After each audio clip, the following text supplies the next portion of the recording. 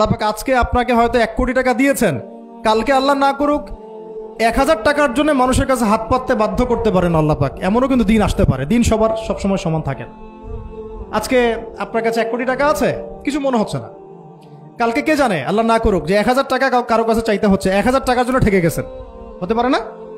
তো রিজিককে মানুষ তাজিম না করলে রিজিক দূরে চলে যায়। দুটো বিষয় খেয়াল রাখবেন, দুটো বিষয়। এক হচ্ছে মাঝে মাঝে মনের মধ্যে কিছু আমল করার ইচ্ছা আসে না?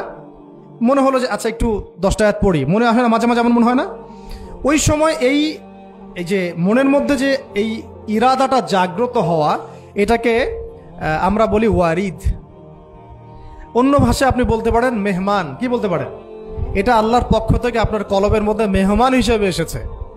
এখন আপনি যদি আমলটা করেন, সেই মেহমান বারবার আপনার কলবে আসবে। যদি আপনি ওই সময় আমলটা না করেন, মেহমান চলে যাবে, মেহমান অসম্মানিত হলে পরে আর আসবে না। একইভাবে রিজিক আল্লাহ পাক দিয়েছেন, এর তাজিম যদি করতে পারেন রিজিক বেশি আসবে। রিজিকের তাজিম সম্মান করতে না পারলে রিজিক আসবে না, বেশি কমে যাবে।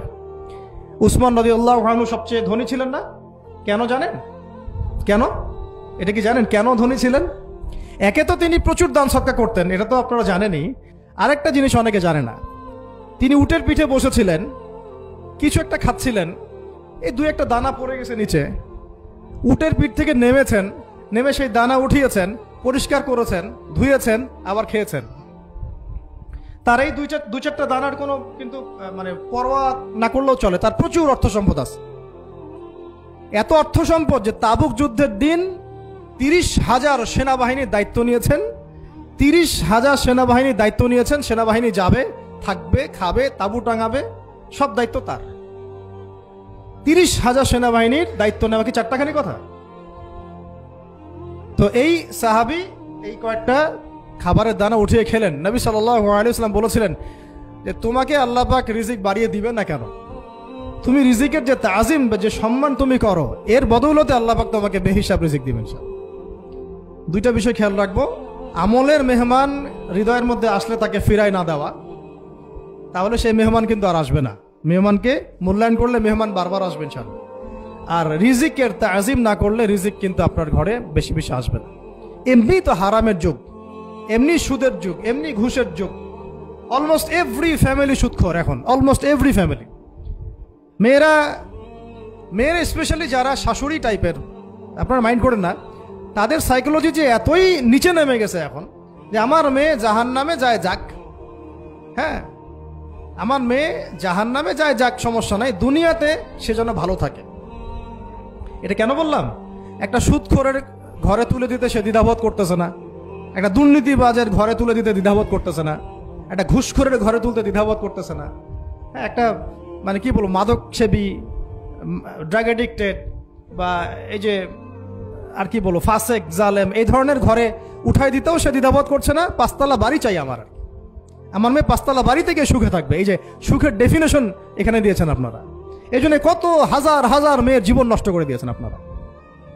আমার কথা মাইন্ড করে না, হাজার হাজার মেয়ের জীবন মায়েরা নষ্ট করে দিয়েছে শুধুমাত্র মেয়েদের দুনিয়াবি সুখ এর সংজ্ঞাটা বুঝতে ভুল করার কারণে। এর নাম যদি সুখী হইতো তাহলে অমুসলিমরা সুখী না কেন? পশ্চিমারা সুখী না কেন? ওরা আত্মহত্যা করে কেন? এভাবে মেয়েদের জীবন নষ্ট করেছেন। অথচ অল্প যদি হালাল রিজিকও হতো, আল্লাহ পাক তাকে বরকত দিতেন, সুখে থাকতো। তা আল্লাহ পাক আপনাদেরকে রিজিকের মূল্য বোঝার, তাজিম করার তৌফিক দান করেন, আমিন। অনেক ভিতরে ভিতরে চলে যাচ্ছে আমি, সময় আমাদের হাতে আরো শর্ট হয়ে আসতেছে। তো এখানে একটা কথা বলে দিব যে রিজিকের প্রসঙ্গ যেহেতু আসছে, যে হালাল খেতে হবে আমাদেরকে, হারামের দ্বারস্থ হওয়া যাবে না। আপনার স্বামী যদি হারাম খায়, আপনি স্বামীকে বুঝান, তাকে ওই চাকরি ছেড়ে দিতে আপনি উৎসাহিত করেন। আমি আপনাদেরকে একটা অনেস্টির সাথে একটা কথা বলি, যত এই যে প্রশাসনে যত ঘুষখোর আছে, ঠিক আছে, যত দুর্নীতিবাজ আছে, যত মাদক সেবী আছে, মাদকের ব্যবসায়ী আছে, যত সুদখোর আছে, এরা সবাই কেন এই খারাপ কাজগুলো করে জানেন? তার স্ত্রীকে ভালো রাখার জন্যে, তার মাকে ভালো রাখার জন্যে, তার সন্তানদেরকে ভালো রাখার জন্য। তাহলে স্ত্রী হিসেবে, সন্তান হিসেবে, মেয়ে হিসেবে আপনি বলবেন যে আমাদের এইসব ভালোর দরকার নাই আব্বু, হে আমার প্রিয় স্বামী, আমার এসব ভালোর দরকার নাই। হে আমার ছেলে, আমার এসব ভালোর দরকার নাই, তুই হালাল পথে থাক, ওইখানে তুই আমাকে ডাল ভাত খাওয়া, আমি খুশি আছি। এইভাবে আপনারা তাদেরকে মোটিভেট করেন, দেখবেন সমাজে হারাম কমে গেছে ইনশাআল্লাহ।